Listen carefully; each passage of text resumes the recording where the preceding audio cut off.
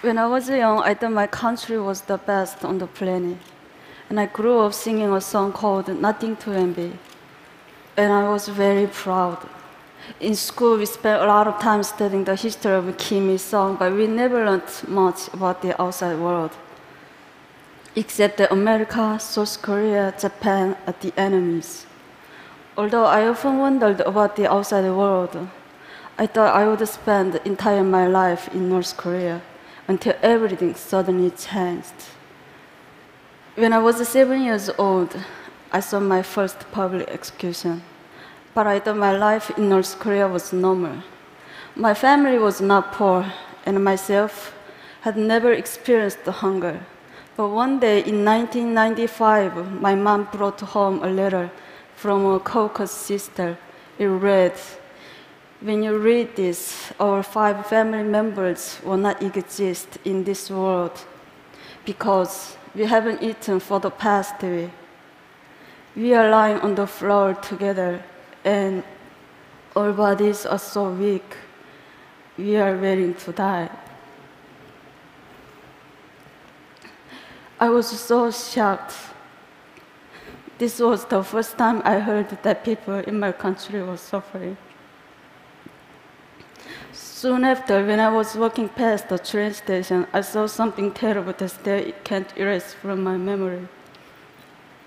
A lifeless woman was lying on the ground, while an emaciated child in her arms just stared helplessly at his mother's face. But nobody helped them because they were so focused on taking care of themselves and their families.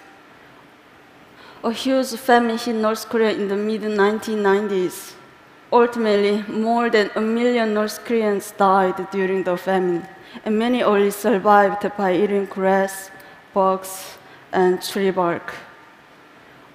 Power outages also become more and more frequent, so everything around me was completely dark at night, except for the sea of lights in China, just across the river from my home.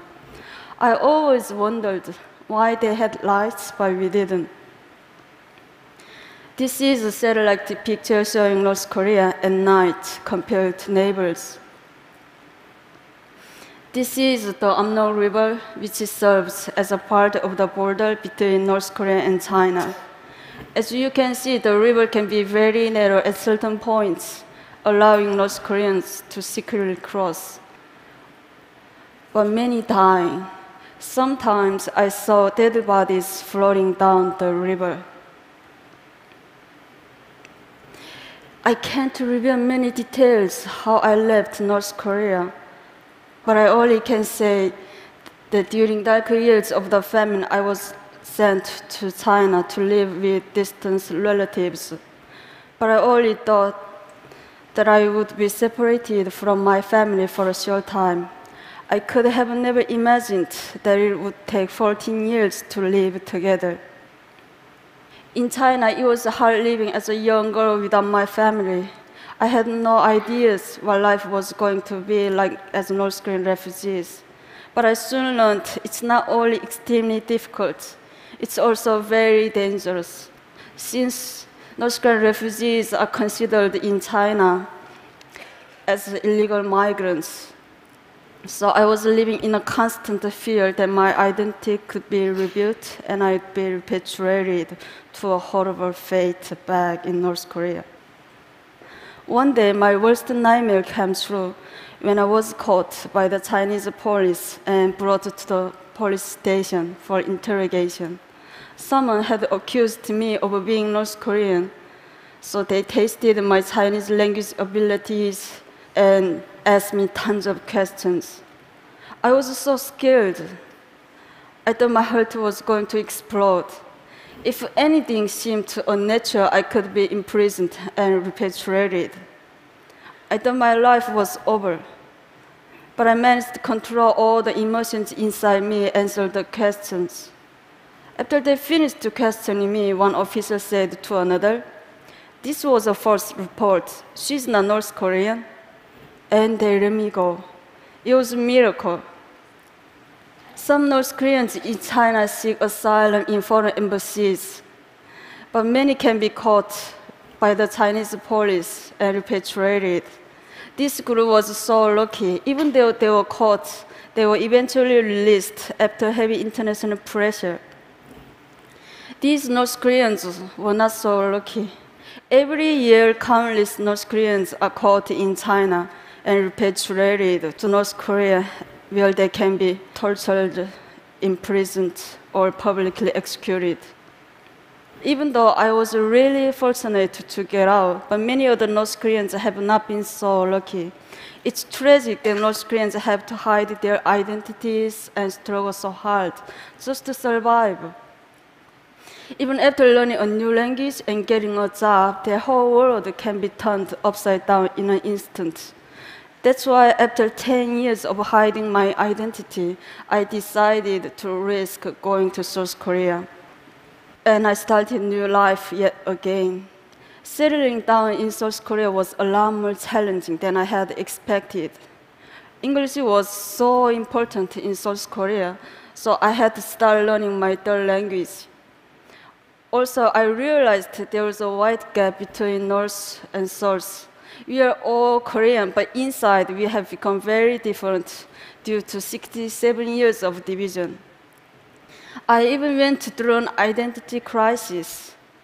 Am I South Korean or North Korean? Where am I from?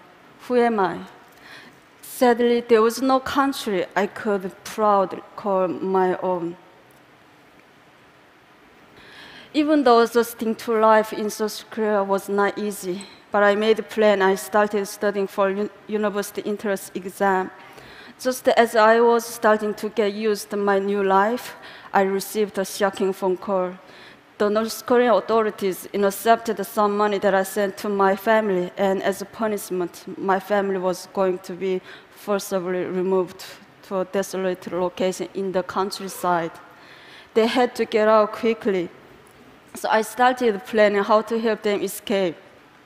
North Koreans have to travel incredible distances on the path to freedom. It's almost impossible to cross the border between North Korea and South Korea. So ironically, I took a flight back to China and I had to told the North Korean border. Since my family couldn't speak Chinese, I had to guide them. Somehow through more than 2,000 miles in China and then into Southeast Asia. The journey by bus took 1 week and we were almost caught several times. One time our bus was stopped and boarded by a Chinese police officer. He took everyone's ID cards and he started asking them questions. Since my family couldn't understand Chinese, so I thought my family was going to be arrested. As the Chinese officer approached my family, I impulsively stood up and I told him that these are deaf and dumb people that I was chaperoning. He looked at me with suspiciously, but luckily he believed me.